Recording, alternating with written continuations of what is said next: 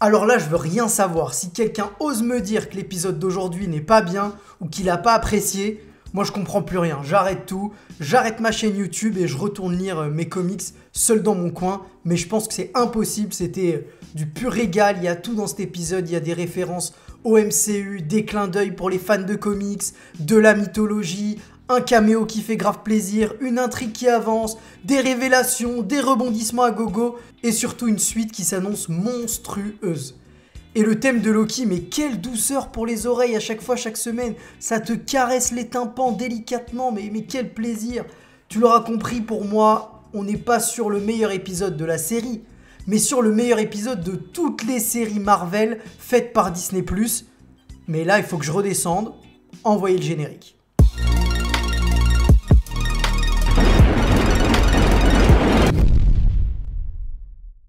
Salut à tous, je vous demande même pas comment ça va parce que ça ne peut qu'aller. Si vous avez vu l'épisode, c'était franchement incroyable. Bon, on va pas tergiverser pendant 50 ans. Comme toujours, ça va spoiler dans la vidéo, donc fuis vite si t'as pas encore vu l'épisode et tu reviens ensuite. D'ailleurs les frérots et les sœurettes, si vous aimez le contenu, n'hésitez pas à vous abonner, ça me ferait vraiment zizir. Je sais pas trop si ça se dit encore, hein, mais à l'époque, Rof disait ça et c'était quand il était au top, donc ça commence à dater. Bref, je ne sais même pas par quoi commencer tellement l'épisode était ouf. Sache juste que la dernière partie de la vidéo sera destinée aux clins d'œil que j'ai pu relever et aux théories, donc reste bien jusqu'à la fin.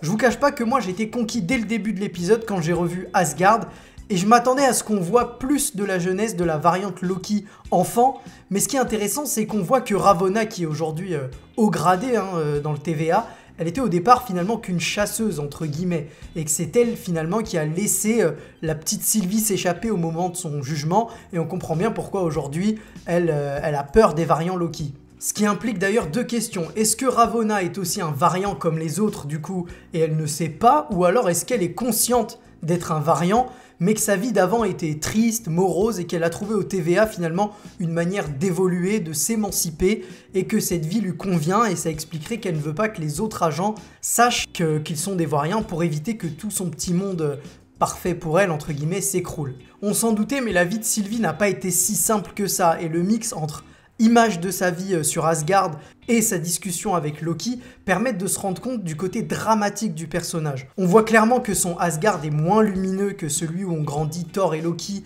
qu'on a pu voir dans Thor 1 et aussi elle dit elle-même qu'elle a dû se cacher toute sa vie dans des endroits dévastés, des apocalypses où la vie est sur le point de disparaître, ce qui implique qu'elle n'a pas pu rester au même endroit très longtemps et qu'elle n'a jamais pu vivre heureuse finalement. Toute sa vie, elle a été pourchassée par le TVA, ça doit pas être très drôle. Et moi, ce que je comprends au final en voyant tout ça, c'est que c'est bien un mélange d'une Kid Loki au féminin et de l'Enchantress version Sylvie, puisqu'elle dit elle-même qu'elle s'est faite grandir à un moment et sur le coup, elle aurait peut-être pris possession du corps de Sylvie, donc cette fameuse Enchantress numéro 2. Cette discussion avec Loki, c'est vraiment une scène très forte, je trouve, en mode introspection, et on sent bien qu'elle est comme résignée à perdre, comme doivent le faire tous les Loki selon la formule qu'on a entendue dans la série, ce sont des losers. D'ailleurs, pour finir avec ce moment dans cette scène où on voit l'Amantis en train de mourir, en train d'être détruite, j'aurais grave aimé qu'on voit genre en arrière-plan ou en mode ombre chinoise, vous savez, la silhouette de Galactus, et que ce serait lui finalement qui serait en train de dévorer la planète. Ça aurait été juste incroyable, comme ça on aurait eu un petit teasing du perso et ça nous montrait la puissance du dévoreur des mondes, mais évidemment je m'en serais pas remis, donc merci Marvel de pas avoir poussé le truc trop loin. D'ailleurs, en parlant des dialogues, je trouve qu'ils sont vraiment exceptionnels dans cette série, il y en a beaucoup, mais ils sont vraiment très bien écrits. Une fois que Loki et Sylvie sont de retour au TVA, on a aussi cet échange entre Mobius et Loki, où on est dans une espèce de partie de poker où chacun essaye de bluffer l'autre, de le déstabiliser pour finalement arriver à ce moment où Loki révèle à Mobius que c'est un variant, mais au début il a un peu de mal à le croire parce qu'en face de lui c'est Loki, et qui dit Loki dit pas mal de mensonges pour le personnage. Globalement dans cet épisode on peut parler de l'effondrement du TVA, ou alors les débuts de l'effondrement du TVA, puisque Mobius, on voit bien que lui qui était l'agent parfait entre guillemets, commence à être méfiant, il va même voler le pad de Ravonna avec qui pourtant il avait une relation assez particulière, et en volant ce pad il va se rendre compte qu'effectivement les agents du TVA sont des variants, mais la chasseuse B15 aussi va se rendre compte qu'elle aussi est une variante, puisque quand Sylvie l'avait enchantée, elle a pu revivre certains de ses souvenirs et d'ailleurs elle va lui demander de lui faire revivre ces moments-là. Et pour pas se faire griller par le TVA, ils vont retourner à Roxcart au moment de cet apocalypse. Comme ça, finalement, TVA pourra pas voir qu'il y a eu un problème dans le temps. Donc vraiment, cet épisode, c'est le tournant pour le TVA parce que plusieurs agents commencent à comprendre et ça va encore plus partir en sucette quand on va rencontrer les fameux gardiens. Et là, dès le début, tu sens qu'il y a une embrouille parce que les mecs, effectivement, au tout départ, on les voit en mode ombre, un peu de loin, avec les yeux rouges et tout. Là, tu te dis, ah ouais, incroyable, finalement, ils existent, ça va être un truc de ouf. Et puis, quand tu les vois vraiment de près et qu'ils commencent à parler, je sais pas si ça vous a fait le même délire, mais moi, j'ai trouvé que ça ressemblait, vous savez, aux animatronics dans les attractions à Disneyland, les petits personnages qui sont animés robotiquement. Et là, je me suis dit, ah ouais, coup dur pour Disney, là, parce que la qualité des effets spéciaux, c'est pas ouf. Mais je me suis aussi dit, bon, ça se trouve, c'est des mythos. En fait, ils essayent de nous faire croire qu'ils existent, mais en fait, ils n'existent pas. Et effectivement, on va s'en rendre compte à la fin, quand Sylvie va faire tomber la tête de l'un d'eux, elle va se rendre compte que c'est un robot. Et là, tu te demandes qui est derrière tout ça. Kang.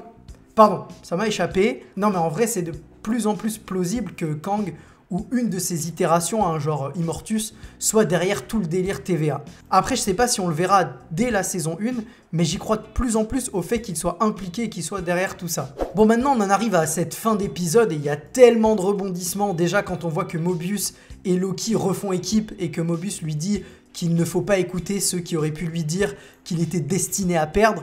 Et là, forcément, ça rappelle la phrase que Mobius lui avait dit au début de la série, quand il lui disait que c'était un loser, qu'il était destiné à perdre tout le temps, et que son rôle, finalement, c'était de faire briller les autres, notamment les Avengers, qu'il a poussé à se former dans Avengers 1, et même dans les comics d'ailleurs. Mais personnellement, quand j'ai vu cette discussion entre les deux, et tu sens la complicité, le fait que ça y est, maintenant, ils se considèrent vraiment comme des amis, et juste derrière, on te fait disparaître Mobius, et là, j'étais effondré quand il s'est fait brouiller, comme ils disent, parce que le pauvre...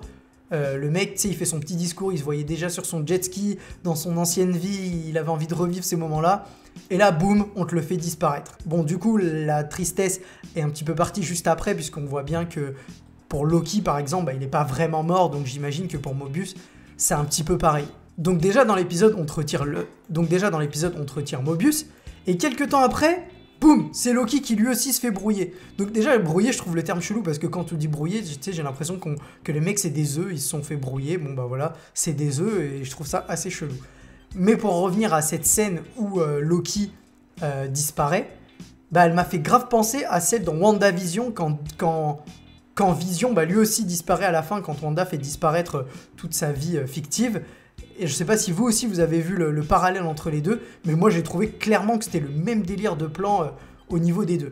D'ailleurs, puisqu'on en est au plan qui rappelle un autre, dans la scène post-générique, au moment où Loki fait face aux autres Loki finalement, sur lesquels on va revenir après dans la vidéo, et bien les 3 ou plutôt 4 Loki sont filmés, j'ai trouvé comme les Avengers dans le film Avengers, quand ils sont face à Loki, vous savez, où Hawkeye est en train de le menacer avec une flèche, ça m'a fait penser à ça directement. Pour en revenir finalement à ce qui a peut-être choqué le plus de gens, et moi aussi, c'est de voir tous ces différents Loki à la fin. Finalement, on a un espèce de Lokiverse, on les retrouve du coup dans ce qui semble être une New York dévastée, où potentiellement tous les Loki brouillés sont enfermés ici, ou même peut-être toutes les personnes, globalement, toutes les personnes brouillées seraient envoyées dans cette dimension. Et là, je vais partir dans un délire incroyable, mais je me dis, t'imagines dans le prochain épisode ou même le dernier, t'as Loki qui forme toute une armée de Loki, donc il va débarquer avec son armée de Loki au TVA, et là, tu sais, il brandit Mjolnir comme ça, et il dit « Loki, rassemblement ». Ce serait incroyable. Là, je me tape un vrai délire, mais en vrai... Si on voit prochainement Loki président dans la série, plus tous les Loki qu'on a vus, plus peut-être King Loki, puisqu'on le voit un moment sur Asgard proche du trône, en vrai ce serait ouf qu'ils débarquent tous ensemble, et tu sais ça fait un rassemblement de Loki. Franchement s'ils font ça, c'est des génies. Maintenant pour en revenir aux différents Loki, on a évidemment Kid Loki en plein milieu, vous le reconnaissez, c'est le plus jeune. À droite de l'écran, on a le Loki dans son costume classique, donc celui des comics, le tout premier costume de Loki. Et c'est là où tu te dis que heureusement les costumes... pour les séries, pour les films, sont réadaptés, remodernisés, enfin juste modernisés d'ailleurs, pas remodernisés, mais juste modernisés, un peu comme ce qu'on avait vu dans WandaVision, vous savez, dans l'épisode Halloween où ils portaient leurs costumes classiques. Tu dis que heureusement que les costumes de comics sont modernisés parce que sinon c'est un petit peu cheap et ça fait un peu pitié. On a aussi un autre Loki, cette fois-ci à gauche de l'écran, qui lui porte un marteau qui pourrait faire penser évidemment à Mjolnir. Et là, ce serait évidemment une autre itération de Loki. Et je pense peut-être au moment où il est sur Jotunheim, il porte parfois cette espèce de fourrure autour de lui. Et enfin, le dernier, le Croco Loki. Et là, c'est juste incroyable parce que je m'y attendais vraiment pas. Et de voir Loki en crocodile, c'est marrant. Après, personnellement, ça ne me parle pas du tout dans les comics. Je sais pas s'il a vraiment été un crocodile une fois. Je sais que Thor a été grenouille. Peut-être que c'est un clin d'œil. Thor a été grenouille. Regardez, Loki a été crocodile. Si jamais vous avez lu une histoire où Loki est crocodile, n'hésitez pas à me le dire en commentaire, ça m'intéresse. Autre référence que j'ai beaucoup aimé, c'est déjà de revoir Sif, parce que ça faisait un bail qu'on n'avait pas revu le personnage. Surtout, ce que j'ai adoré dans cette scène-là, c'est la référence à la mythologie nordique.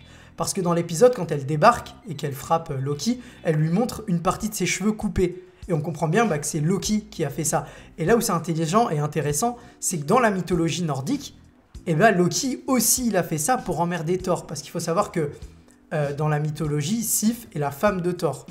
Et elle est considérée comme la femme qui a la plus belle chevelure. Elle a une chevelure dorée. Donc déjà, dans le MCU, ses cheveux sont pas blonds. Il faut savoir que dans la mythologie, on dit que sa chevelure est dorée.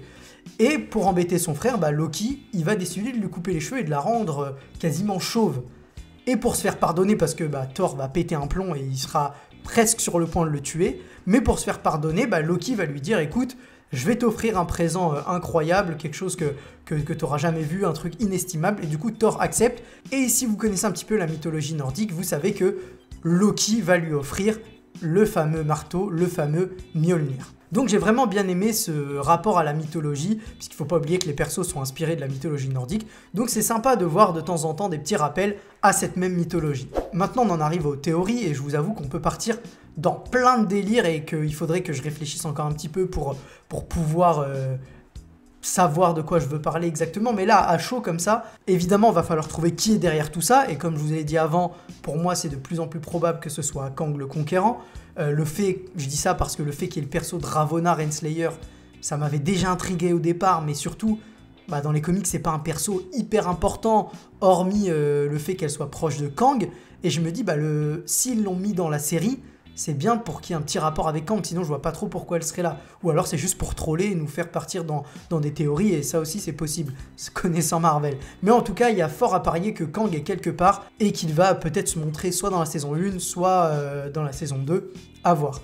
Maintenant que Sylvie a pris le dessus sur Ravonna, on le voit à la fin de l'épisode et qu'elle lui demande de tout lui dire, Ravonna, elle va potentiellement lui expliquer plein de choses sur le TVA, et on va voir ce que Sylvie va vouloir faire maintenant qu'elle va connaître tout ça et qu'elle sait que les gardiens n'existent pas. Puisque si les gardiens n'existent pas, que le TVA c'est une mascarade, peut-être qu'elle va vouloir juste retrouver une vie au calme et vivre enfin sans se soucier de devoir se balader entre apocalypses pour échapper au TVA. Peut-être que ce qu'elle va chercher, c'est de vivre une vie rangée finalement, à voir. Mais maintenant, le plus intriguant, c'est de voir ce que va faire Loki dans la dimension où il a atterri, où il a retrouvé d'autres Loki. Est-ce qu'ils vont lui apprendre des trucs que lui ne sait pas ? Est-ce qu'il va tenter de devenir président Loki de cet endroit-là et d'emmener avec lui toute son armée pour attaquer le TVA et possiblement Kang, si Kang apparaît? À voir aussi. En tout cas, il y a plein de questions qui se posent et j'ai hâte de voir cet épisode 5.